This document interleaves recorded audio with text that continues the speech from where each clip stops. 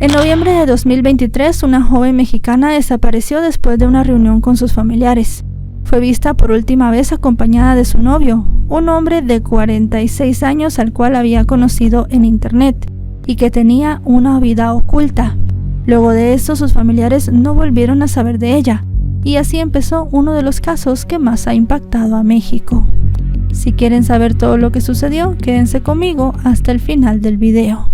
Hola a todos, ¿cómo están? Mi nombre es Lesma, espero se encuentren muy bien. Yo como siempre muy contenta de poder estar un día más aquí con ustedes, muy agradecida de que me estén viendo donde quiera que se encuentren. Hoy tenemos un caso sucedido en México, el de Berenice Ocampo. Acompáñenme a ver todos los detalles.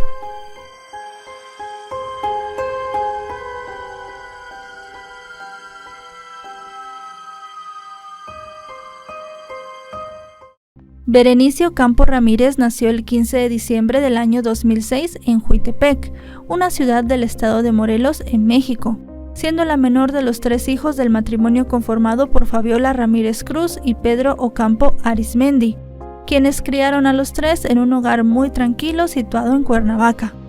Berenice creció rodeada del amor de sus padres y hermanos y de su familia. Todos la describieron como una chica alegre y muy unida a sus seres queridos, la cual disfrutaba compartir todas las festividades con ellos. También afirmaron que era una buena estudiante y una amiga fiel, y una chica a la cual le encantaba viajar y conocer lugares nuevos. Además de eso, cuidaba mucho su imagen personal. En resumidas cuentas, era una chica como cualquier otra, y en 2003, a sus 17 años, comenzó a explorar el mundo, específicamente el mundo del internet, y fue a través de las redes sociales que conoció a un hombre con el cual rápidamente inició una relación sentimental. Este hombre era Miguel Salcedo Villanueva, y aunque específicamente en ese momento no se sabía cuántos años le llevaba a Berenice, sí se sabía que era alguien mayor. Ella apenas tenía 17 años, y él se veía ya una persona más experimentada. Con el paso de los días, la relación que había comenzado atrás de la pantalla se volvió una relación ya formal y ellos se conocieron. Berenice rápidamente le contó a sus familiares de este noviazgo que tenía, y ellos en un principio se mostraron un tanto reacios. Primero, por la diferencia de edad. Pensaban que Berenice era una niña apenas que estaba empezando a conocer el mundo, a tener experiencias y a formar su carácter, mientras que Miguel se veía alguien ya más experimentado. Además de eso, su carácter era muy diferente al de ella. Mientras Berenice era más abierta, hablaba con cualquier persona y era muy amable, Miguel se mostraba más callado y reservado. Eso sí, decidieron darle una oportunidad y comenzaron a invitarlo a todas las reuniones familiares, a las fiestas y a los cumpleaños, para que él poco a poco se sintiera bienvenido en la familia. Y las cosas no fueron como todos esperaban. Realmente Miguel sí que tenía un carácter bastante diferente a ellos, y en un inicio no le gustaba hablar con nadie. Eso sí, mientras más conocía a la familia de Berenice, más se los iba ganando, y a pesar de que se seguía mostrando muy callado y reservado, poco a poco ellos lo fueron aceptando. Al final de cuentas, formaba parte de la vida de una persona importante para ellos, y tenían que aceptar que Berenice comenzara a tener sus propias experiencias. Una persona que sí jamás aceptó a Miguel fue Pedro, el padre de la chica. Para él la diferencia de edad era demasiado importante. Como les digo, en ese momento no se sabía específicamente cuántos años tenía el hombre, pero el papá de Berenice pensaba que tenía más de 50 y que se arreglaba de una forma específica para parecer unos años más joven. Eso sí, al final de cuentas, tuviera los años que tuviera, a él no le parecía nada este hombre para su hija y se lo hizo saber en varias ocasiones. Pero Berenice siempre decía que ella se sentía cómoda con Miguel y que lo amaba. Así, con el paso de los meses, la pareja decidió irse a vivir juntos. Para los familiares de Berenice esto fue un golpe muy fuerte, ya que ella apenas era una adolescente, pero ella dijo que era su decisión, que ella amaba a Miguel y que tenían que respetarla. Todos al final decidieron apoyarla para no perderla. Ellos no querían que en cierto momento Berenice ya no quisiera tener comunicación con ellos, y así los dos comenzaron a convivir. Eso sí, la convivencia al principio fue buena, pero con el paso de los días, las cosas comenzaron a tornarse un tanto malas. Y Miguel comenzó a mostrar su verdadero ser. Era muy celoso, muy controlador y muy posesivo con Berenice. Quería saber a dónde iba y con quién estaba. Y además de eso, también ella poco a poco comenzó a ausentarse de las reuniones familiares que antes tanto le gustaban. Incluso en una ocasión le contó a sus padres que este hombre se había puesto violento con ella. Después de esa vez que Berenice le contó a sus padres que este hombre era violento, ellos le comentaron que podía regresar a la casa cuando quisiera. Pero extrañamente ella los dejó de visitar por un mes. Luego de eso los volvió a ver y ellos volvieron a sacar el tema, como es lógico.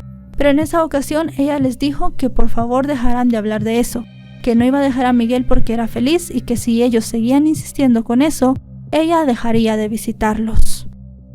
Además de eso, también se supo que Miguel tenía una hija de 15 años, algo que le había ocultado a Berenice y a su familia. Al final de cuentas se veía que en la relación ya solamente había problemas, y Berenice al final, viendo que sus padres estaban muy preocupados, decidió decirles que iba a pensar sobre dejar a Miguel. Pero realmente esto ya no se pudo concretar porque sucedieron los hechos que narraremos el día de hoy. Así las cosas, llegamos al 24 de noviembre de 2023. Esa noche Berenice y Miguel fueron hasta el hogar de la familia y compartieron con los padres de ella. Estuvieron cenando y usando algunos juegos de mesa que tenían guardados, e incluso se puede decir que pasaron los cuatro una noche divertida. En esa ocasión Berenice y Miguel les contaron que harían un viaje a la ciudad turística de Tepoztlán en Morelos, uno de los destinos favoritos de la joven, ya que iban mucho de visita. En esa oportunidad irían con una prima de Berenice llamada Mimi, a poder probar la gastronomía del lugar. Esa noche Berenice y Miguel se despidieron y al final de cuentas el día 26 realizaron el viaje como ya habían comentado. Los tres recorrieron la localidad y en la tarde llevaron a Mimi a su casa. Cuando llegaron a casa de Mimi, los padres de la chica los invitaron a quedarse a cenar y compartieron la noche, una velada familiar muy bonita con los tíos y primos de Berenice. Ya alrededor de las 12 se marcharon y después de eso la madre de Berenice la llamó para saber cómo iban las cosas, pero ya en ese momento no obtuvo respuesta. Como Berenice no contestaba el teléfono, su madre decidió llamar a Miguel. En ese momento Miguel sí contestó y Fabiola le pidió que por favor le pasara a Berenice, pero él se negó. Le dijo que el teléfono de Berenice ya no tenía carga y que a él ya le quedaba muy poca, por lo cual no podían hablar más, y que una vez llegaran a la casa pues ya iban a comunicarse y les contarían cómo había ido el viaje.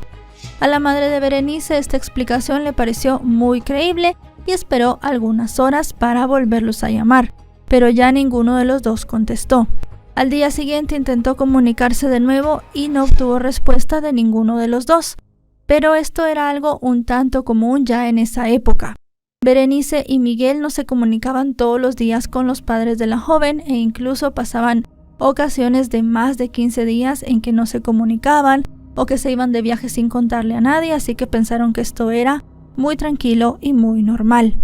Hasta que llegó el día 15 de diciembre. Fabiola pensaba que Berenice se reuniría con ellos para celebrar su cumpleaños, pero esto no fue así.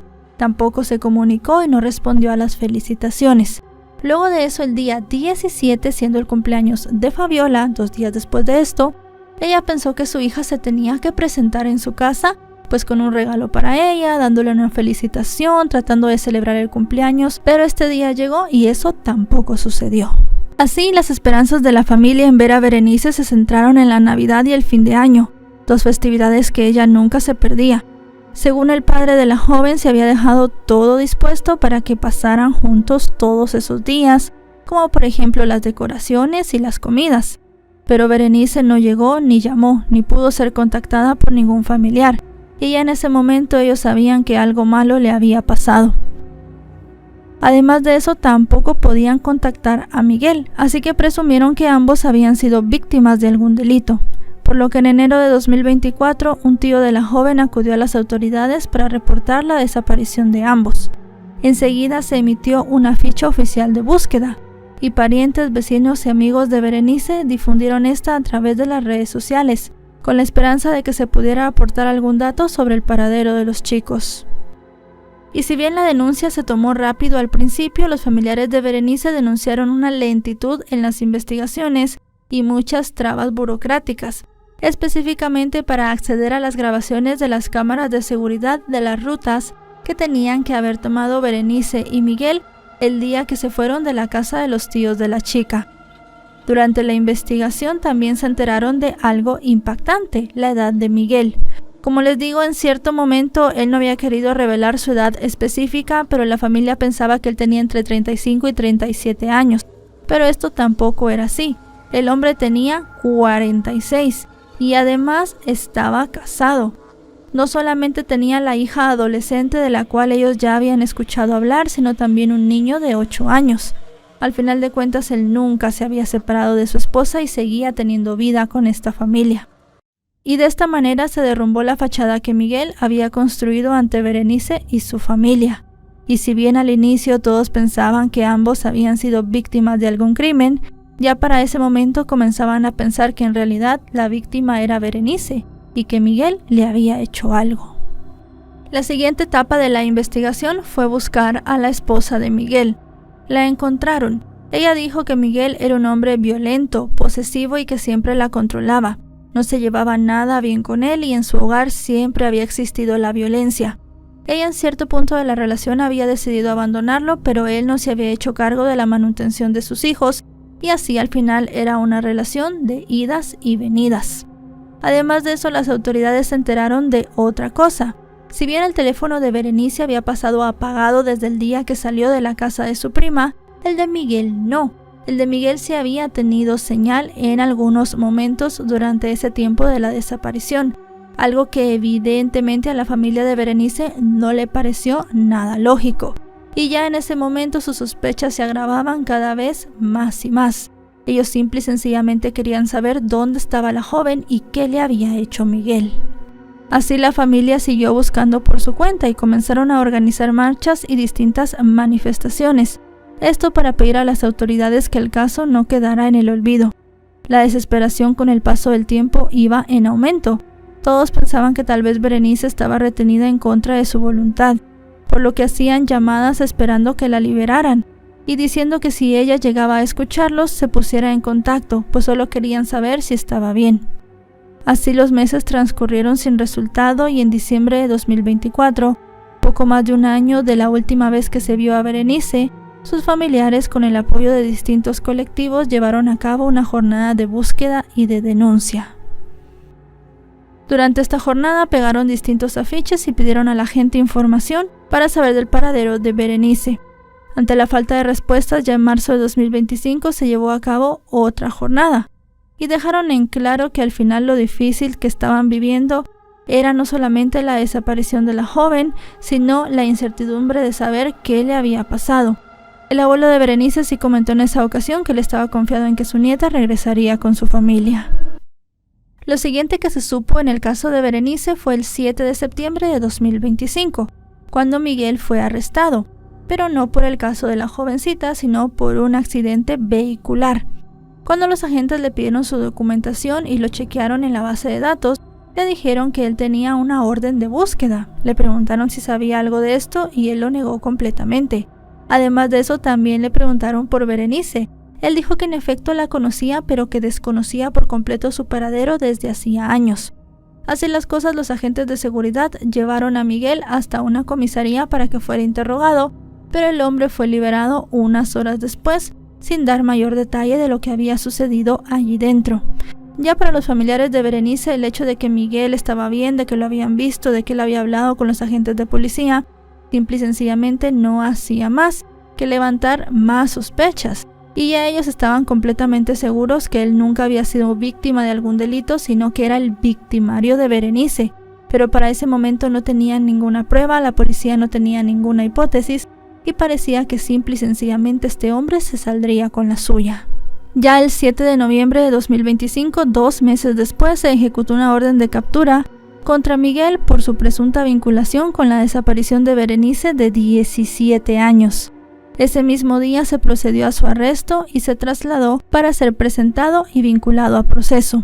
La captura se logró mediante labores de inteligencia que incluyeron la ubicación de su sitio de trabajo y la intervención de su jefe, a quien después de explicarle la situación, le pidieron que lo citara en el lugar bajo cualquier pretexto para que fuera capturado. Mediante un comunicado, la fiscalía dio a conocer que el hombre había sido vinculado a proceso por la desaparición de Berenice. Al final de cuentas, él era la última persona que la había visto o había tenido contacto con ella, y se negó a declarar, manteniendo en silencio el paradero de la joven. Durante esta audiencia de imputación se le impuso una medida de prisión preventiva y el juez estableció un plazo de 3 meses para el cierre de la investigación complementaria. Y aunque el arresto de Miguel fue un alivio para la familia de Berenice, la angustia no había desaparecido, ya que habían pasado 2 años sin saber de ella. No sabían qué le había ocurrido y ellos simplemente querían avanzar con todo esto. Pero al final el hecho de que detuvieran al hombre les hacía abrir sus esperanzas de que tendrían justicia. Luego de la captura de Miguel, ya al inicio de la investigación complementaria, la fiscalía mantuvo todo bajo mucho resguardo y hermetismo y no daba mucha información a los medios de comunicación ni a la opinión pública. Esto hizo que muchas personas en redes sociales comenzaran a hablar de supuesta información que se había filtrado, como por ejemplo que las autoridades le habían quitado a este hombre su teléfono y un dispositivo portátil, pero que en lugar de revisarlos y tenerlos como medio de prueba se los habían devuelto a algunos familiares. También se habló de que se habían hecho cateos en algunas propiedades de Miguel y de su familia, y que en estos cateos se habían encontrado dispositivos electrónicos que pertenecían a Berenice, y que obviamente pues las autoridades tenían que comenzar a ver qué había dentro de estos aparatos.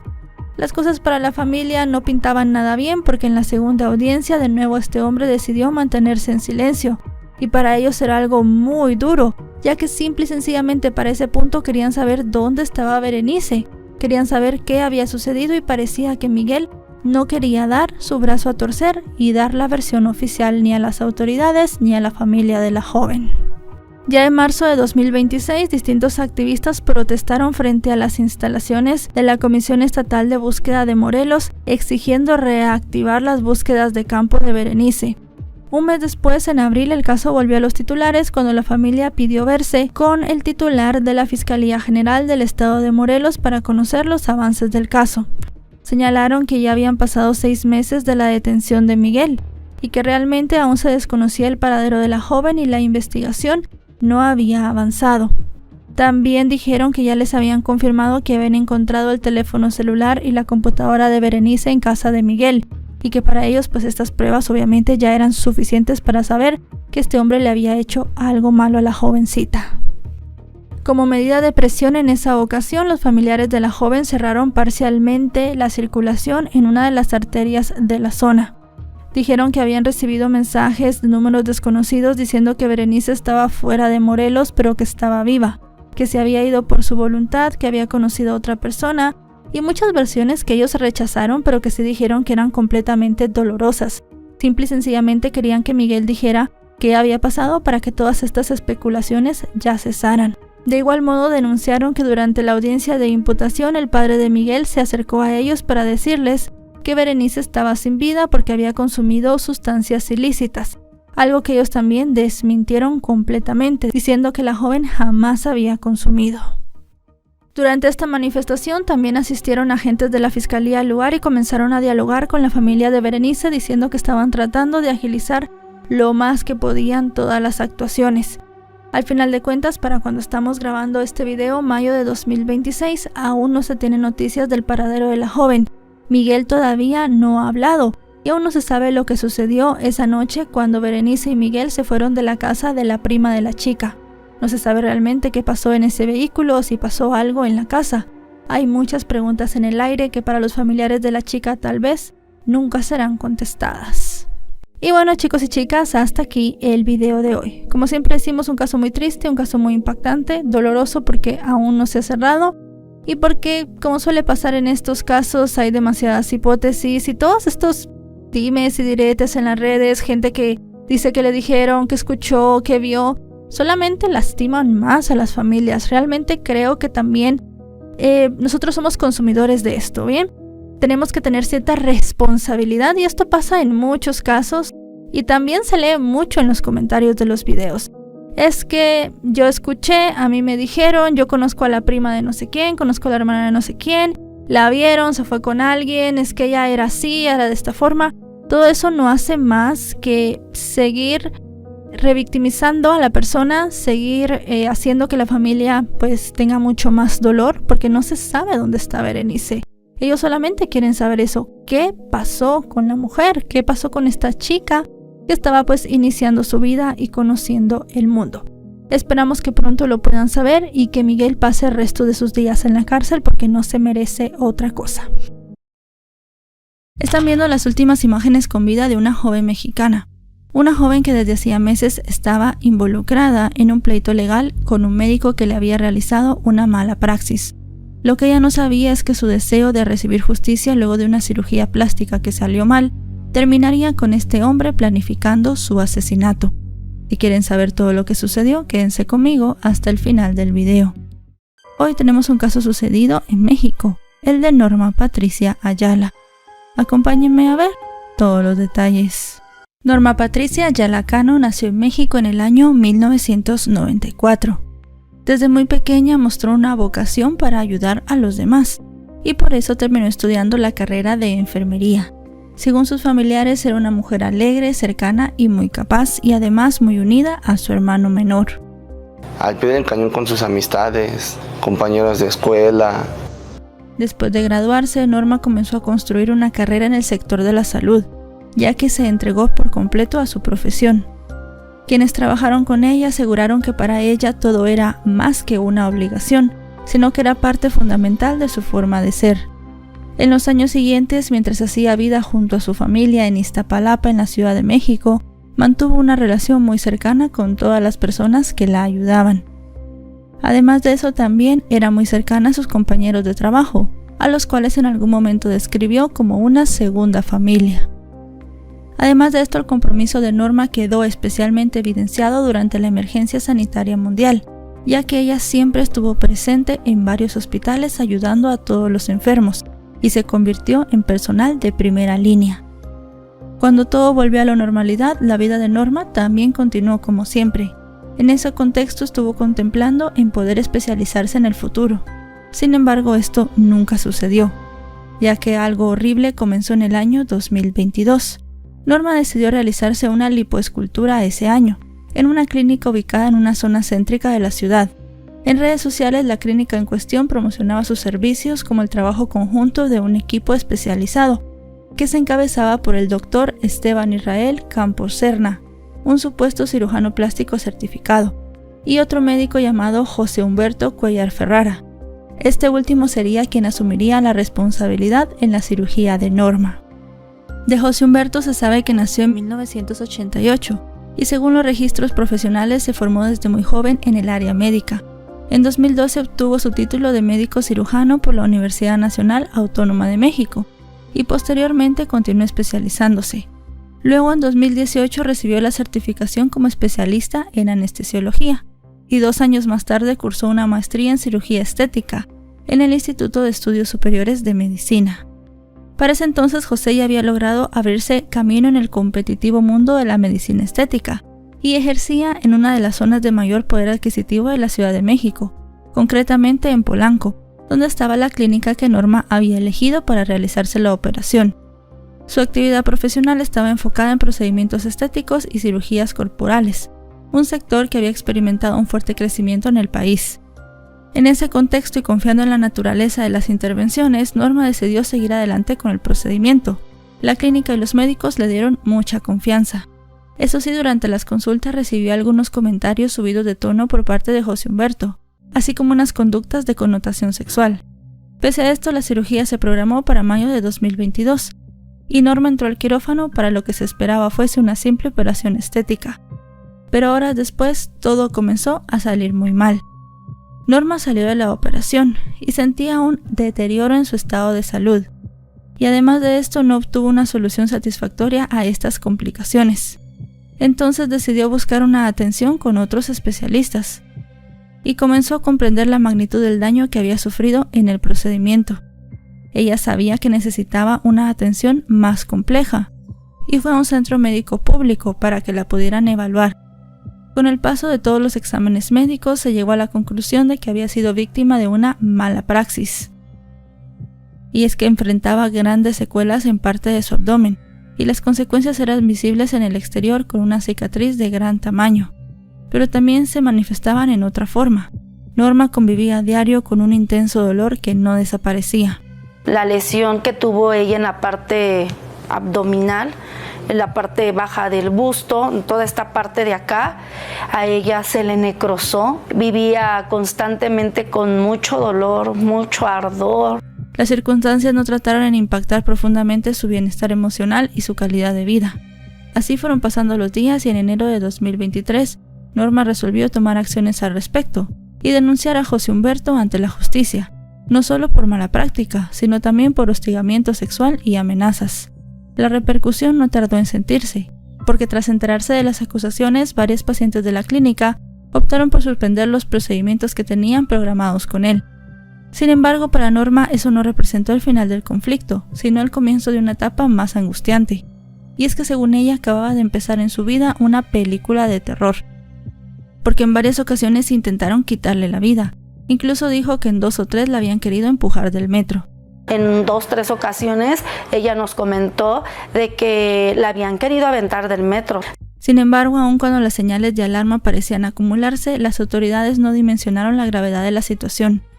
Y es que las denuncias de Norma fueron minimizadas bajo el argumento de que algunos hechos eran simples incidentes aislados o accidentes, y esto constituyó una forma de revictimización, especialmente cuando se abordó el hostigamiento sexual. Se llegaron a incluso hasta decirle que el abuso y el acoso sexual había sido culpa de ella porque uno como mujer lo provoca. Mientras tanto, a las amenazas crecientes se fueron sumando otros hechos inquietantes. Las redes sociales de Norma fueron vulneradas e incluso le hackearon su cuenta bancaria. Para entonces, en medio de la situación, que ya era profundamente desgastante, también tuvo que lidiar con una creciente sensación de vulnerabilidad. Norma no ocultaba la preocupación que todo esto le generaba. De hecho, en varias ocasiones le manifestó a sus allegados que temía por su seguridad, pero también por la de su familia. Dice, y yo estoy segura que me va a matar. Ya en marzo de ese mismo 2023, un alivio pareció llegar a ella y a su familia cuando José Humberto fue detenido. Esta sensación duró muy poco. Apenas un día después, el juez de control determinó que él podía continuar el proceso en libertad. Esto, por supuesto, lejos de traer tranquilidad, solo aumentó la preocupación de Norma. Y en efecto, tras una audiencia celebrada el mes siguiente, los episodios de intimidación se volvieron más frecuentes. Entonces la familia solicitó apoyo a la fiscalía para resguardarla, pero todas estas peticiones no fueron concedidas. Nosotros pedíamos apoyo para la fiscalía para resguardar la vida de mi hermana, que no había necesidad, que no había riesgo alguno. Ante semejante escenario, a fin de intentar brindarle algo de seguridad, el hermano de Norma comenzó a acompañarla cada vez que salía de casa. Mientras tanto, convencida de que las autoridades no estaban actuando con la urgencia que el caso requería, Norma decidió hacer pública su preocupación y a través de las redes sociales expresó abiertamente que temía por su vida y responsabilizó a José Humberto por cualquier cosa que pudiera ocurrirle. Con todos estos antecedentes y mientras iba pasando el tiempo, llegamos a la mañana del 11 de junio de 2024. Era martes y todo comenzó como un día completamente normal para Norma. Poco antes de las 6 salió de su casa para dirigirse al hospital donde trabajaba. Sin embargo, nunca llegó a su destino. Apenas unos minutos después de que ella emprendiera camino, algunos vecinos de la zona escucharon unas detonaciones de fuego y las reportaron a las autoridades. Cuando los servicios de emergencia llegaron al lugar, encontraron a una mujer tirada en el piso sin signos vitales. Para ese entonces no se sabía exactamente qué había ocurrido. Y entonces a las 6:30 de la mañana la hermana de Norma pasó por el cordón policial, pero no se dio cuenta de lo que había sucedido. Fue hasta unas horas después que ella fue identificada. Norma había sido asesinada a los 30 años y fue en ese momento que le avisaron a sus familiares. La hermana de las chicas recordó cómo esa mañana pensó, cuando pasó por el cordón policial, que una familia iba a recibir una mala noticia. Lo que ella jamás pensó es que sería su propia familia. Yo vi el acordonamiento cuando me iba y lo único que pensé, dije, Dios, ¿qué pasó? Dale paz a la familia que esté sufriendo, ¿no? Sin saber que la familia que iba a sufrir, pues era la mía. Entre tanto, los investigadores comenzaron a revisar las cámaras de seguridad de la zona y apareció la primera pista importante, una serie de grabaciones que permitieron reconstruir paso a paso cómo se había desarrollado el ataque. Las imágenes mostraban que todo había empezado antes de que Norma saliera de su casa, y es que alrededor de las 5:15 de la mañana un vehículo llegó al barrio. Después, a las 5:21, una persona salió de este, mientras el conductor continuaba dando vueltas por las calles cercanas. Poco después fue que Norma emprendió su viaje al trabajo. Había avanzado solo unos 230 metros de su vivienda cuando las cámaras captaron la escalofriante escena. Un hombre caminaba detrás de ella. De pronto, como si hubiera percibido algo extraño a sus espaldas, Norma giró la cabeza, y en cuestión de segundos el sujeto se acercó y abrió fuego contra ella. Luego huyó rápidamente del lugar en dirección a donde estaba el vehículo ya esperándolo. Para los investigadores, aquellas grabaciones permitieron reconstruir los últimos minutos de vida de Norma y también sugerir que el ataque había sido cuidadosamente planeado. Por otra parte, el análisis de las cámaras de videovigilancia de la zona les permitieron obtener una ruta de escape y algunos rasgos físicos del posible agresor. Con esta información, el Centro de Monitoreo de Cámaras de la ciudad puso en marcha un seguimiento en tiempo real, mientras se mantenía una comunicación constante con distintos agentes desplegados en las calles. La estrategia dio resultado horas más tarde y se pudo ubicar e interceptar el vehículo que estaba vinculado a las grabaciones. Durante la revisión del automóvil, los agentes encontraron decenas de dosis de sustancias ilícitas, además de un teléfono celular que fue asegurado como evidencia. Esa misma noche también, las autoridades informaron que se había detenido a un hombre llamado Marco Antonio Ramírez, de 23 años. A partir de ese momento, Marco Antonio pasó a ser una pieza clave para entender qué había pasado con Norma. Y es que una vez puesto a disposición, las autoridades le levantaron los cargos de feminicidio y posesión de narcóticos. Debido a esto, él decidió colaborar y compartió información que cambió por completo el rumbo del caso. Marco aseguró que tanto él como otro hombre habían sido contratados para eliminar a Norma. Pero eso no fue todo. El análisis de su teléfono reveló una serie de distintas conversaciones. De acuerdo con los registros recuperados, estaba manteniendo una comunicación constante con la persona que le había ordenado el crimen. Así, a través de una aplicación de mensajería, le enviaba fotografías, videos y mensajes de voz para reportar en tiempo real cada movimiento de Norma. Entre las evidencias figuraba una fotografía de la joven abordando una unidad del transporte público. Los registros mostraban también que habían sido enviados videos y distintos archivos. Para los investigadores, el material evidenciaba un nivel de vigilancia muy alto. De hecho, uno de los mensajes intercambiados parecía confirmar que el seguimiento continuaba mientras ella avanzaba por la ciudad. Lo más inquietante es que las fotografías, videos y comunicaciones se habían registrado a distintas horas del día, e incluso antes del ataque. Así, con los antecedentes de las denuncias, la Fiscalía comenzó a centrar sus esfuerzos en José Humberto, quien se convirtió en el principal sospechoso de ser el autor intelectual del crimen. Mientras tanto, la indignación por lo ocurrido a Norma comenzó a extenderse mucho más allá de su círculo familiar, y por esos mismos días decenas de trabajadores sanitarios participaron en una marcha y realizaron un homenaje en su memoria, para poder exigir justicia. Esa misma exigencia estuvo presente en su despedida. Antes de que sus restos fueran sepultados, familiares, amigos y allegados llevaron a cabo una protesta. A pesar de la presión creciente, la investigación debió enfrentar un gran obstáculo. Aunque las sospechas se concentraban en José Humberto, las autoridades para ese momento ya no lograban ubicarlo. Con el paso de los días comenzaron a surgir indicios de que él había abandonado el país, complicando aún más los esfuerzos de llevarlo ante la justicia. Fue así como el caso permaneció abierto y durante los siguientes meses los investigadores continuaron analizando distintas evidencias, reconstruyendo comunicaciones y siguiendo la pista de José Humberto. En ese contexto se emitió una notificación roja de la Interpol para localizarlo a nivel internacional, y finalmente a comienzos de diciembre de 2024, el hombre fue capturado en Colombia. Según trascendió posteriormente, se encontraba residiendo en la zona y se ganaba la vida vendiendo arepas. Poco después, con el objetivo de que pudiera ser trasladado a México, se solicitó su extradición. Sin embargo, tendrían que pasar varias etapas para que se llegara a una resolución definitiva.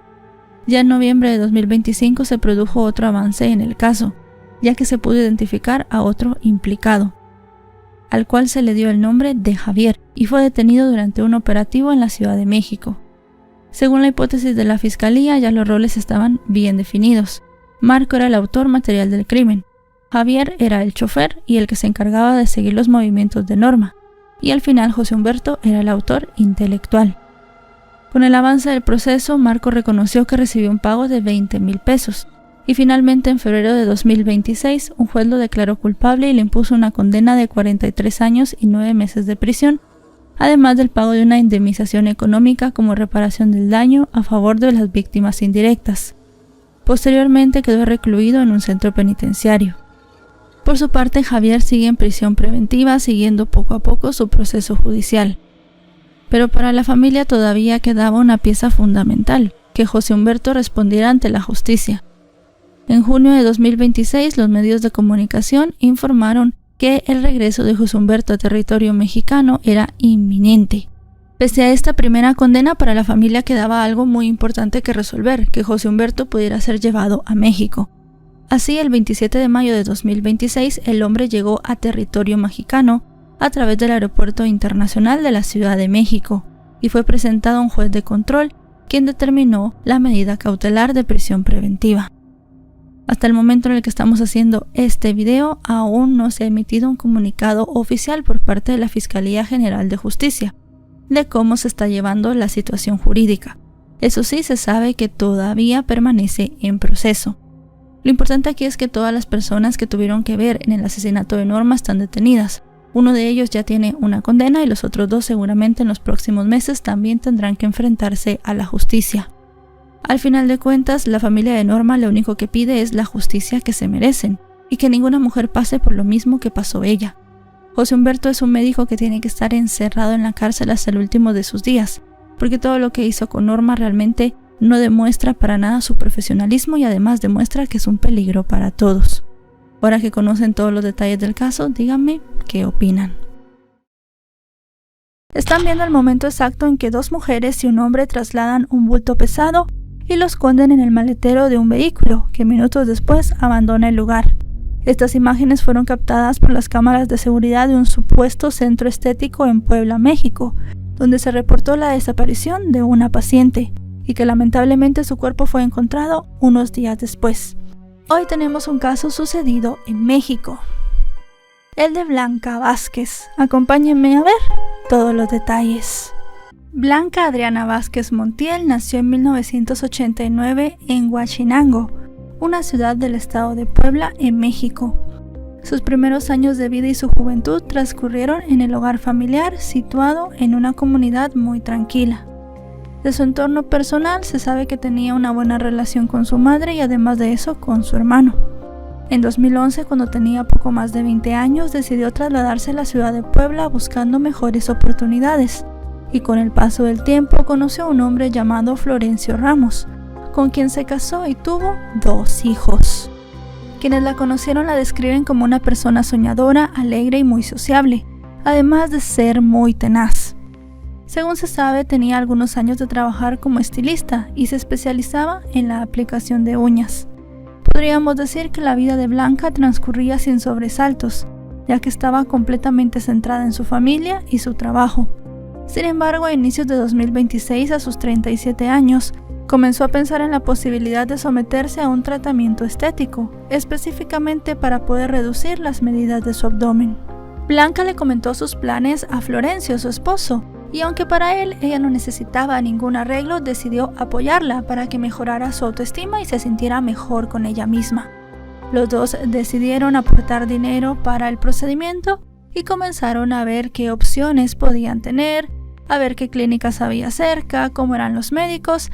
Al final de cuentas, como hacen muchas personas o tendríamos que hacer todas las personas cuando nos vamos a realizar cualquier procedimiento, a documentarse de los distintos procedimientos que puede haber y además de eso los distintos médicos.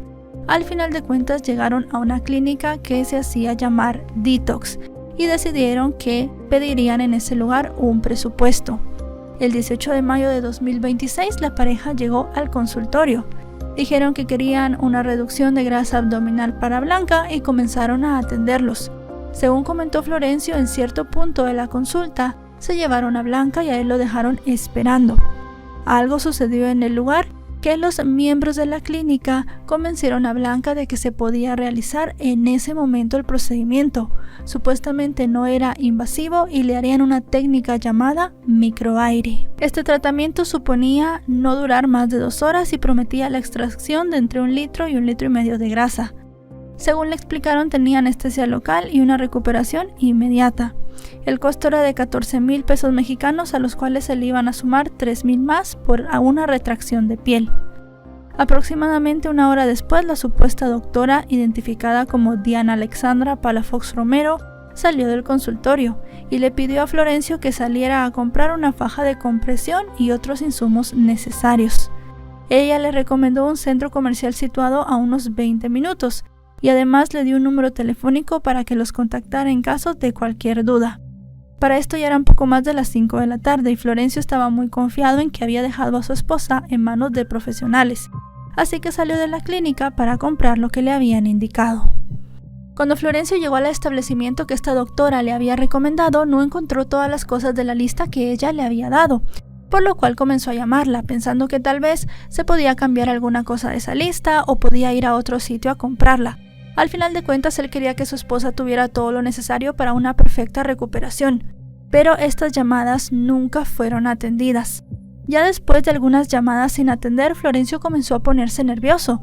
No sabía si a su esposa le había sucedido algo y tal vez la estaban atendiendo, así que decidió ir de nuevo hasta la clínica para ver qué estaba pasando. Era más o menos las 6 de la tarde cuando regresó, y para su sorpresa se encontró con todo cerrado. Volvió a llamar a esta doctora insistentemente y también llamó al número que tenía la clínica de contacto, pero ninguno le contestó. Y luego de eso decidió llamar a Blanca. Tal vez ella ya tenía su teléfono con ella, tal vez ya estaba fuera o la habían sacado de la clínica. Ella tampoco atendió. Ya el hombre con esto evidentemente se comenzó a poner todavía más nervioso y decidió hacer 2 llamadas.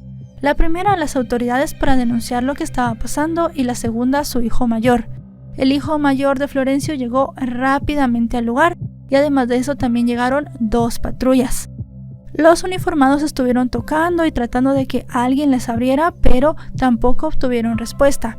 Lo que hicieron fue llamar al dueño del edificio y este llegó pasada la medianoche.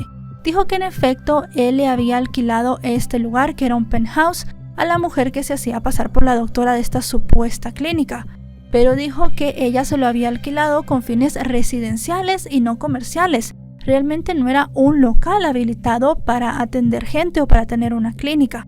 Dijo que eso sí, él sabía que esta mujer ponía algunas inyecciones de Botox en este lugar, pero dijo que no sabía nada sobre si se realizaban o no procedimientos. El guardia de seguridad les dio acceso a las grabaciones de las cámaras de vigilancia y allí descubrieron algo que les heló la sangre.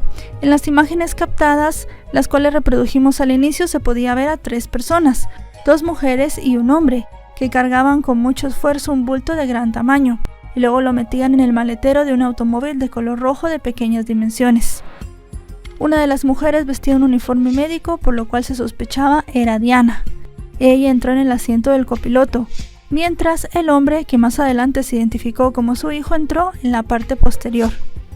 La otra mujer, que era la recepcionista, llevaba consigo un bolso y también lo puso en el maletero, además de guardar algunas cajas y algunas bolsas que habían sacado del edificio. Además de eso subieron unos perros pequeños y luego tanto la asistente como el hijo de esta mujer entraron de nuevo a la clínica. El automóvil fue conducido por Diana, que salió del garaje y abandonó el lugar.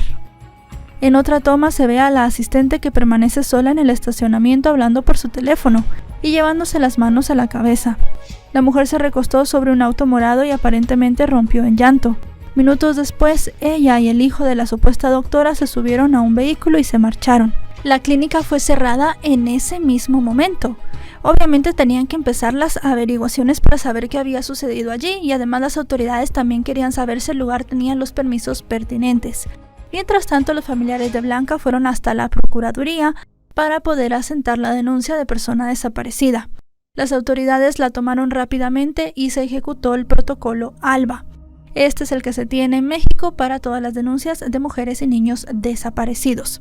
Así que se comenzó a buscar por muchos lugares a la mujer para saber qué le había sucedido y también se comenzaron a hacer distintas investigaciones.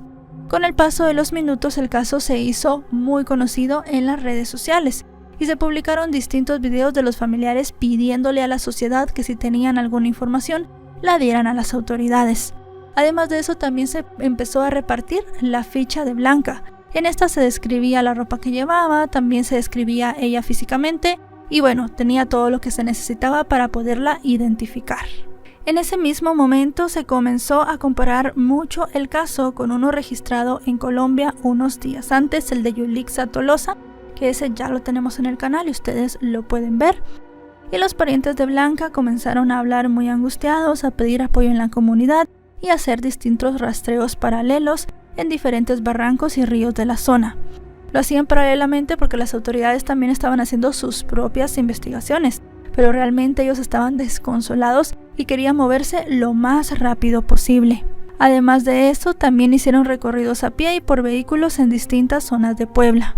Mientras se hacía la investigación, se supo que Diana Palafox, que ya en ese momento era la principal implicada del caso, tenía otra sucursal médica en otro sitio.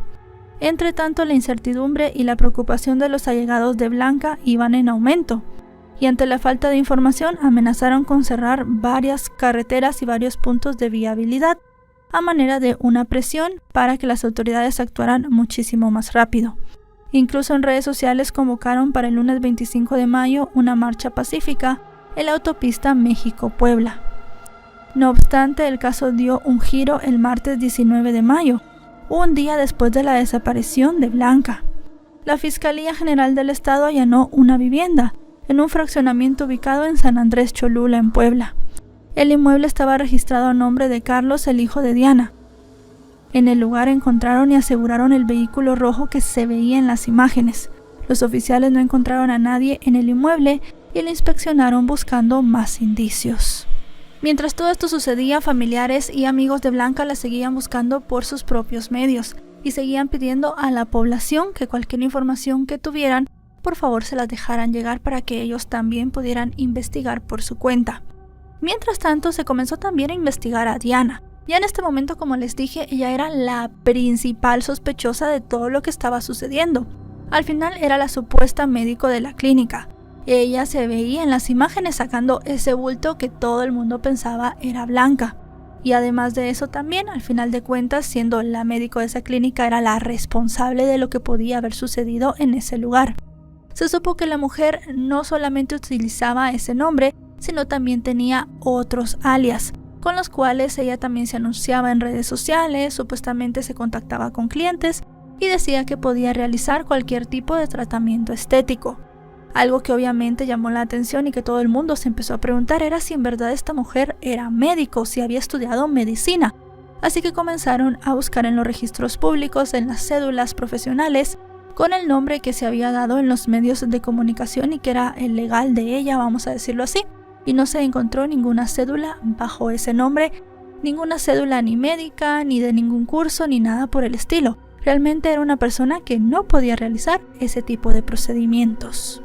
También se dieron cuenta que el establecimiento no estaba equipado ni contaba con el personal entrenado para atender emergencias médicas. Asimismo, se supo que el lugar ofrecía servicios como liposucciones express, estrechamiento vaginal, implantes hormonales conocidos como chips sexuales y un procedimiento llamado endolifting facial, el cual emplea tecnología láser para tensar la piel, estimular la producción de colágeno y disolver la grasa localizada sin cirugía.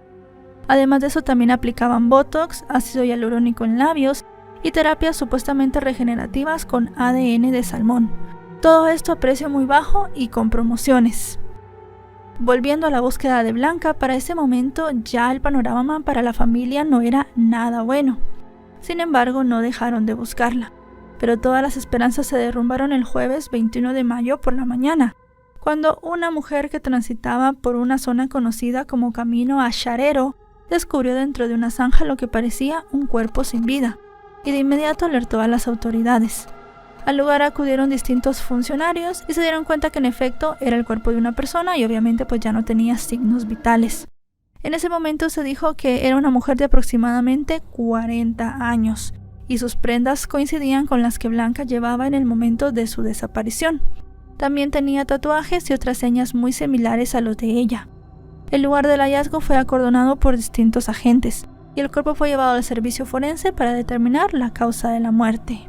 Inicialmente se dijo que el cuerpo no presentaba golpes. Eso sí, en medios de comunicación se dio la información de que sí que tenía algunas incisiones en el abdomen que podían ser producto de este supuesto tratamiento quirúrgico. Unas horas después de que el cuerpo entrara en el servicio médico forense, los familiares de Blanca y además de eso las autoridades confirmaron la horrible noticia: el cuerpo era de ella. Florencio, su esposo, agradeció a toda la población que los había acompañado en su búsqueda y además de eso también pidió justicia. No solamente él pidió justicia, sino también la madre de la mujer y otros familiares cercanos. Al final querían saber qué había sucedido y que estas personas que le habían realizado este tratamiento tan horrible a ella pagaran por lo que habían hecho. Y no solamente por Blanca, no se sabía ya en ese momento cuántas mujeres habían sufrido en esta clínica, porque como les digo, estas personas no tenían licencia, no tenían cédula profesional, seguramente no tenían ni siquiera un conocimiento de cómo realizar estos supuestos procedimientos, y además de eso lo hacían a precios muy bajos, seguramente para captar gente y que llegaran al lugar con mucha confianza. Así que seguramente esta persona ya tenía más víctimas. Lo que pasa es que en ese momento no se sabía, pero sí se esperaba que las autoridades siguieran investigando para ver si más mujeres y hombres habían sido afectados. Mientras tanto, la familia de Blanca decidió trasladarla a su natal Huachinango para poderla despedir. En el lugar se hizo una misa de cuerpo presente y luego de eso sus restos fueron llevados al cementerio de la localidad donde fueron sepultados. Por tratarse además de una muerte violenta y un traslado clandestino, las autoridades señalaron que legalmente el cuerpo no podía ser incinerado, ya que lo querían preservar para futuras pruebas periciales. Al momento en el que estamos realizando esta investigación, en mediados de mayo de 2026, Diana, esta mujer que se hacía pasar por la médico, y su hijo Carlos, además de la recepcionista, que las autoridades aún no han dado a conocer su identidad, están prófugos. Les voy a dejar de nuevo sus fotografías por aquí para que ustedes los vean. Es muy importante que recuerden sus rostros porque estas personas podrían estar en cualquier lugar de México, podrían estar en Estados Unidos o en Centroamérica. Realmente tuvieron mucho tiempo para poder escapar. Y bueno, como sabemos ya y hemos visto en este canal, hay muchas vías para poder salir del estado y luego del país. Así que es muy importante que todo el mundo esté muy atento. Estas 3 personas, por una negligencia, le quitaron la vida a Blanca y como ya les dije, no sabemos cuántas mujeres y hombres más podían haber sufrido por ellos. Así que es muy importante que se les detenga. A día de hoy la familia de Blanca sigue buscando respuestas y sigue buscando justicia. No solamente por ella, como les digo, sino por todas las personas que se podían haber visto afectadas por esta mujer. Realmente es algo de lo que ya hemos hablado mucho sobre las clínicas estéticas clandestinas. Blanca estaba buscando opciones, no se sabe realmente qué le dijeron o cómo la convencieron de hacerse las cosas en ese momento, pero ella terminó cayendo en las manos de unas personas inescrupulosas. En febrero de 2018, una joven mexicana fue atacada en la casa donde vivía con una hazaña brutal. Y así empezó uno de los casos que más ha impactado a México en los últimos años. Pero no solamente por la hazaña con la cual le quitaron la vida, sino porque una de las personas imputadas en el caso era alguien muy cercana a la víctima. Si quieren saber todo lo que sucedió, quédense conmigo hasta el final del video. Hoy tenemos un caso sucedido en México, el de Bianca Moreno Labastida. Acompáñenme a ver todos los detalles. Bianca Fernanda Moreno Labastida nació el 3 de mayo de 1986 en Querétaro, México. Fue hija de una mujer llamada Bianca Yesenia Labastida Contreras, quien era originaria del Estado de México, pero se había mudado a Querétaro buscando mejores oportunidades. Bianca fue la única hija de su madre y esto hizo que ellas desarrollaran una relación muy estrecha y con mucha confianza. Tenían una complicidad genuina, y su madre fue el principal apoyo de la chica en cada una de las decisiones que tomó. Desde muy temprana edad, Bianca mostró inclinación hacia las actividades deportivas, algo que dijeron había heredado de su padre, y en las cuales se desempeñó con mucha soltura, especialmente en el tenis y en el atletismo. Todos los que la conocían la describieron como una chica audaz, sencilla y muy trabajadora, además de amable, cariñosa y muy tranquila. A los 17 años, Bianca tomó una decisión muy importante. Se mudaría a España para estudiar la carrera de diseño de modas. Pese a que ese viaje significaba que ella y su madre estarían separadas, la mujer le dio su apoyo incondicional. Y así la chica se mudó a Barcelona. Después de 1 año y medio viviendo allí, obtuvo su residencia permanente. Luego se mudó a San Sebastián, donde completó una carrera universitaria en recursos humanos. Durante su permanencia en España conoció a un chico llamado Alan, con quien inició una relación amorosa. Pero luego de 10 años de vivir en el país europeo, Bianca decidió volver a México con su novio, para poder reencontrarse con su madre. En un principio la pareja había pensado establecerse en Veracruz. Sin embargo, la madre de Bianca no estuvo de acuerdo, pues consideraba que no era una región muy segura, y les aconsejó otras opciones. Fue así como Alan y Bianca llegaron a Playa del Carmen, en Quintana Roo. Al poco tiempo la joven comenzó a estudiar una segunda carrera, la cual le apasionaba mucho, Administración de Negocios, y la culminó en junio de 2017. Entre tanto, se ganaba la vida con un empleo a medio tiempo en una tienda que vendía ropa de marca, y también era entrenadora de CrossFit, algo que practicaba con ejercicios aeróbicos y anaeróbicos. Debido a estas prácticas, también se sabe que entabló mucha amistad con algunos compañeros del gimnasio. Fue así como durante los siguientes 4 años en Playa del Carmen las cosas parecían marchar muy bien para Bianca y su novio, y el contacto con la madre de la chica era muy frecuente. Cada tarde al salir del trabajo, Bianca y Yesenia hablaban por teléfono y se contaban cómo había sido todo su día. Pero las cosas para Bianca con el tiempo no terminaron muy bien, y es que la relación con Alan comenzó a deteriorarse, hasta que finalmente se separaron en enero de 2018. De esta manera, Bianca abandonó la vivienda que compartía con él y se fue a vivir con una compañera de gimnasio llamada Adi Candelaria Almeida Chávez, de 38 años, quien le ofreció alquilarle una habitación. Adi se desempeñaba como maestra de primaria y entrenadora personal, y además formaba parte del círculo cercano de Bianca en el mundo del gimnasio. Además de esto, también tenían un amigo llamado Mark, quien era entrenador del gimnasio, y otro hombre llamado Mattia, que era italiano. Al final todo parecía un nuevo comienzo para Bianca. Con estos antecedentes llegamos al miércoles 21 de febrero de 2018. Bianca se levantó muy temprano y salió de la vivienda para ir a entrenar como lo hacía todos los días. Luego se dirigió al trabajo y en la tarde se encontró con una amiga para tomarse un café. Luego de compartir un rato, la joven le dijo a su amiga que debía regresar a casa a cambiarse, pues en la noche tenía una cita, pero no le reveló con quién era. Bianca entonces salió del establecimiento y fue a su casa para arreglarse. Alrededor de las 10 de la noche el teléfono de Yesenia sonó y ella atendió la llamada, esperando encontrar a su hija del otro lado de la línea. Pero para su sorpresa no era Bianca, sino su compañera de residencia Adi, quien con la voz algo insegura le dijo que alguien había entrado a robar a la casa y que Bianca había resultado herida.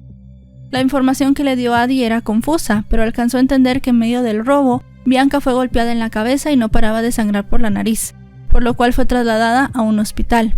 Para ese momento Yesenia no tenía ni idea de cómo estaba la joven, así que de inmediato comenzó a hacer los trámites para viajar de Querétaro a Quintana Roo, pero no había vuelos esa noche, así que optó por llamar a Alan, el exnovio de su hija, con quien todavía mantenía una buena relación. Entonces le pidió que acudiera al hospital para saber qué estaba pasando. Alan estaba en un partido de fútbol y lo abandonó de inmediato. Se dirigió tan rápido como pudo al centro de salud donde estaba Bianca, y fue allí donde se enteró que la joven había fallecido pocos minutos después de su ingreso. Bianca tenía 31 años.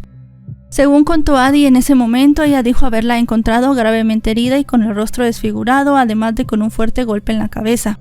Quienes llamaron a la ambulancia fueron algunos vecinos, y según se supo, los paramédicos tardaron más de 40 minutos en llegar a la casa. También se supo que en primera instancia se le trasladó a una clínica privada donde no fue atendida y luego de eso la llevaron a un hospital público, pero era demasiado tarde. Pese al impacto de la noticia, el primer impulso de Alan fue llamar a Yesenia, pero no tuvo tiempo de hacerlo, pues los oficiales de policía llegaron a investigar y en lugar de hablarle, lo esposaron y lo trasladaron a una comisaría para interrogarlo. Al final era la expareja de Bianca y lo tomaron como el posible sospechoso del crimen. Toda esa noche Yesenia la pasó en incertidumbre, y a la mañana siguiente, cuando llegó al hospital, le dijeron que tenía que ir a la morgue a reconocer el cuerpo de su hija. La mujer dijo que pudo ver las señales de violencia en el cuerpo de Bianca. Tenía su rostro prácticamente irreconocible y además tenía algunas marcas en el cuello. Según el dictamen forense, estas marcas habían sido porque se había intentado asfixiar a la joven, pero la causa de la muerte en realidad había sido un golpe con un objeto contundente. Inicialmente la fiscalía tomó el caso como un robo con violencia, pero para la madre de Bianca esto no encajaba, ya que el ensañamiento no era algo propio de una persona que quisiera entrar a robar, y ella vio demasiadas heridas en el cuerpo de su hija. Además de eso, algunas fotografías y reportes de periodistas que fueron los primeros en llegar a la escena fueron clave para armar todo el rompecabezas. Uno de estos periodistas pudo conversar con unos vecinos, quienes los informaron que antes de los hechos escucharon que Bianca discutía con un hombre, y poco después vieron salir a un sujeto, cuya descripción coincidía con la de Mattia, el italiano. En ese momento comenzó la lucha de Yesenia por encontrar la verdad y también justicia para su hija. Una de las primeras irregularidades denunciadas por la mujer, que en principio lo hizo en las redes sociales y luego en declaraciones en la prensa, fue que la fiscalía se equivocó al catalogar el caso como robo con violencia, pues pese a que la computadora de Bianca había desaparecido de la escena, otras pertenencias de igual o más valor seguían en el lugar, como por ejemplo varios zapatos y vestidos de marca. También se rechazó la versión de algún crimen pasional, pues su exnovio estuvo bajo investigación pero fue rápidamente descartado, ya que mostró una coartada fehaciente. Como les dije, él estaba en un partido de fútbol en el momento de los hechos. De igual modo se señaló que se había ejercido violencia extrema en contra de Bianca, y que para la familia se trataba de un feminicidio intencional. Sin embargo, las autoridades decidieron no investigar con perspectiva de género. Por otra parte, también se afirmó que la escena no fue resguardada de forma correcta, pues muchas personas entraron y salieron del lugar contaminando las evidencias. Asimismo, también se descubrió que Adi, la compañera de residencia de Bianca, había sacado una maleta con sus pertenencias sin verificar su contenido. Así las cosas, después de mes y medio la presión de Yesenia rindió frutos, y con el apoyo de la alcaldesa de Playa del Carmen, logró que se reclasificara el delito como feminicidio, lo que permitió reorientar la investigación hacia esa hipótesis penal. Durante el proceso fue respaldada por varias personas y en una conocida red social se creó una página dedicada para exigir justicia para Bianca y para compartir avances o retrocesos en el caso. De igual modo, las organizaciones defensoras de derechos humanos y movimientos feministas se sumaron a las denuncias. Así, se vio que la comunidad estaba completamente conmocionada y se mantuvo en vilo a la espera de un desenlace. No obstante, con el tiempo, una sombra de impunidad comenzó a configurarse. No obstante, las cosas comenzaron a ponerse un poco raras. Y es que unos meses después, el periodista que había llegado de primero a la escena falleció en extrañas circunstancias, lo que añadió otra capa de complejidad y de misterio también al caso. Los meses se convirtieron en años y no se produjo ningún avance ni detención importante, pero eso sí, la madre de Bianca se mantuvo firme y no se dio por vencida. Ella quería justicia para su hija. Las críticas de Yesenia se centraron en la actuación policial y de la fiscalía, y afirmó también que el expediente apenas eran unas hojas y que estaban plagadas de contradicciones. También se reveló que la fiscal a cargo del caso la amenazó en repetidas ocasiones, diciéndole que si se atrevía a hablar con los medios, ella iba a archivar el caso de su hija. Finalmente, después de mucho insistir, Yesenia logró reunirse con el gobernador de Quintana Roo, a quien le expresó su inconformidad con la investigación. Tras ese encuentro y luego de numerosas marchas, finalmente su voz fue escuchada. La fiscal que tenía el caso de Bianca fue destituida y se nombró a un sustituto. Fue así como 2 años después del asesinato de Bianca, el nombramiento del nuevo fiscal marcó el inicio de una nueva etapa. Este funcionario, junto con otro abogado y la madre de la joven, comenzaron a trabajar. Hay que especificar aquí que Yesenia era abogada especializada en recuperación de cartera, pero comenzó a trabajar también en la perspectiva de género, y ella ayudó mucho a poder armar el caso de su hija. Así se comenzó a recabar toda la información necesaria y a revisar pruebas existentes. Para ese entonces, Yesenia ya se había convertido en una activista y mantenía presencia constante en medios locales y nacionales. Con el avance de las investigaciones, el cuerpo de Bianca tuvo que ser exhumado, pero no se dieron detalles públicos de lo que revelaron los nuevos exámenes forenses. Según dejó ver Yesenia en algunas entrevistas, la nueva investigación se centraba en 2 personas cercanas del entorno de Bianca, aunque se rehusó a dar detalles de la investigación. Eso sí, seguía muy inconforme con cómo se estaban llevando los hechos, así que acudió a la Comisión Nacional de los Derechos Humanos, donde presentó una queja en contra de la fiscal anterior. Como resultado, se ordenó que el organismo ofreciera una disculpa pública a la familia de Bianca. Fue así como en febrero de 2023 el caso volvió a ser noticia después de 5 años, cuando la fiscalía al final ofreció una disculpa. El personal de la dependencia hizo un breve comunicado, y seguidamente Yesenia dirigió unas palabras al público que estaba allí agradeciendo el trabajo de los nuevos fiscales. Sin embargo, enfatizó que aún no se había logrado hacer justicia y que seguía pidiendo por su hija. Así las cosas, el 3 de mayo de 2023 se organizó un acto conmemorativo frente a la tumba de Bianca, en el día que tendría que haber cumplido 39 años. Durante la ceremonia, Yesenia agradeció a los asistentes. Una semana después, el 10 de mayo, se hizo el primer avance después de 5 años. un juez de control emitió una orden de aprehensión en contra de Adi, la compañera de vivienda de Bianca. La orden judicial le otorgó 12 horas para entregarse de forma voluntaria y así evitar una detención pública. Al vencerse el plazo, Adi se entregó y la fiscalía anunció que ella estaba en Cancún. Sin embargo, el juez decidió no vincularla al proceso por considerar que los datos carecían de metodología científica. Al parecer, el magistrado creyó su versión de los hechos y no notó las inconsistencias en sus declaraciones, por lo que 5 días después de entregarse fue puesta en libertad. La detención y posterior excarcelación de la única vinculada provocó reacciones encontradas.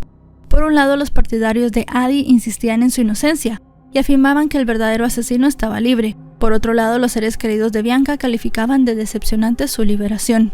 La madre de Bianca afirmó que no se daría por vencida y que aunque había perdido una batalla, la guerra no estaba perdida. Así que se armó de valor todo ese tiempo y siguió adelante. Así tuvieron que pasar 2 años más para que al fin la familia pudiera ver algo de justicia. El 18 de marzo de 2025 se solicitó una audiencia de imputación de nuevo en contra de Adi, y un juez de control fijó el día 20 de abril de ese mismo año como fecha para la diligencia.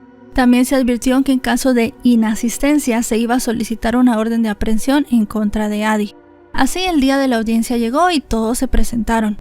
Se le informó a Adi sobre los hechos que se le atribuían y se dijo que se solicitarían medidas cautelares. El proceso se siguió alargando otros meses más, y el lunes 22 de septiembre del mismo año, la fiscalía expuso ante un juez de control las pruebas que tenía en contra de Adi. Se dijeron que había dictámenes periciales en materia de informática y telecomunicaciones forenses, así como algunos dictámenes de criminalística de descripción de audios. La sesión se prolongó por más de 24 horas y la defensa sostuvo la inocencia de Adi e insistió en culpar al exnovio de Bianca. No obstante, la jueza determinó vincular a proceso a esta joven por tener una probable responsabilidad en el delito de feminicidio agravado.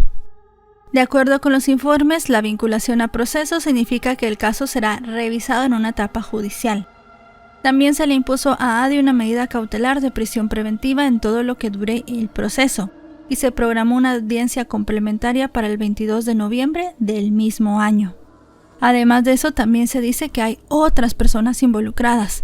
Según se cree, los otros amigos del gimnasio, incluido este chico llamado Matías, que como les dije, muchas personas dieron una descripción bastante parecida a la de él, de la persona que supuestamente vieron entrar a la casa, pues pueden estar involucrados. Por otra parte, también surgieron rumores sobre una posible relación sentimental entre Bianca y Adi, pero esto fue rechazado de manera contundente por la familia de la joven, quienes reiteraron que existía un vínculo de compañerismo y además de inquilina y casera. Si bien se dijo que se harían otras audiencias, no se tenía información pública de estas, y en febrero de 2026 se cumplieron 8 años del crimen. Para cuando estamos haciendo este video en junio de 2026, el caso sigue sin sentencia definitiva, y algunas fuentes afirman que el proceso está detenido por un amparo promovido por la defensa de Adi, quien aún permanece en prisión preventiva en Cancún. La historia de Bianca al final es un recordatorio de cómo la justicia tarda mucho en llegar para muchas personas y cómo muchas veces las familias luchan durante muchos años, pero a pesar de esto no consiguen lo que merecen: justicia para las personas que ya no están. Esperemos que en los próximos meses las cosas puedan ir cambiando y el caso de Bianca pueda llegar a una culminación. Y bueno, chicos y chicas, hasta aquí el video de hoy. Un caso muy terrible, muy impactante. Han pasado muchos años y todavía no se ha tenido justicia para Bianca. Realmente es algo bastante complicado para la familia, pero esperamos, como les dije, que en los próximos meses ya se pueda saber qué sucedió. A mí no me queda nada más que decirles que nos vemos hasta otro caso. Adiós.